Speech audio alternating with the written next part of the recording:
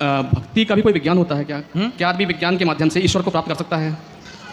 देखो, विज्ञान के माध्यम से ईश्वर को प्राप्त करते तो इतनी सारी सैटेलाइट ऊपर गई हैं, स्पेस पे गई हैं, वो जाके बैकुंठ में रुक जाती जी। फिर वो सीधा बैकुंठ में ना जाती। जी जी। पर बैकुंठ में नहीं, वो गुरुत्वाकर्षण के ऊपर जाके रुकी हैं, जहाँ से नीचे नहीं आ सकती वो एक स्थित स्थान पर रुकी हैं। तो इसका मतलब है कि बड़े बड़े वैज्ञानिक, एक बार मैंने किसी बहुत बड़ी बात पढ़ी एक ग्रंथ में, एक छोटी सी बात मैं पढ़ता रहता हूँ तो मुझे मिल गई। जी जी। एक समुद्र के किनारे ने एक बहुत बड़े व्यक्ति बैठे गीता पढ़ रहे थे। अच्छा। भगवत गीता। जी जी। तो ऐसे गीता पढ़ रहे थे तो एक नौजवान साइंस का स्टूडेंट आता है जी। और वो उनके बगल में ऐसी सीट थी तो बैठ गया। तो उसने बोला, यार ये क्या पढ़ रहे हो आप? जी। हम लोग तो देखो साइंस को जानने वाले लोग हैं।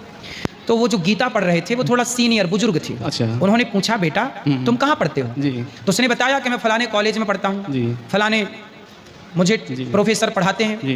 तब उसने गीता पढ़ने वाले ने कहा कि बेटा जिस कॉलेज में तू पढ़ता है वो कॉलेज मेरा ही है, मेरे द्वारा ही चल रहा है। जी। तो जिस कॉलेज तूने विज्ञान की 4 पुस्तकें पढ़ ली साइंस की, अपने आप को बड़ा साइंटिस्ट समझने लगा, लेकिन जब आप गहराई पे जाओगे तो मूल में आपको ईश्वर की सत्ता नजर आएगी। बड़े बड़े वैज्ञानिक भी ईश्वर की सत्ता को स्वीकार करते हैं। कोई ये नहीं कह सकता कि मैं ईश्वर को नहीं मानता। जी बिल्कुल। बड़े बड़े वैज्ञानिक बड़े बड़े सब ने ईश्वर की सत्ता को स्वीकार की। हाँ, जो अध कचरे हैं बीच वाले, आध जल गगरी छलकत जाए, तो जो आधे अधूरे ज्ञाता हैं वो कहते जी मैं ईश्वर को नहीं मानता।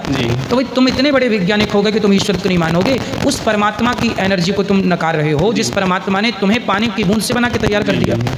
भाई पिता के द्वारा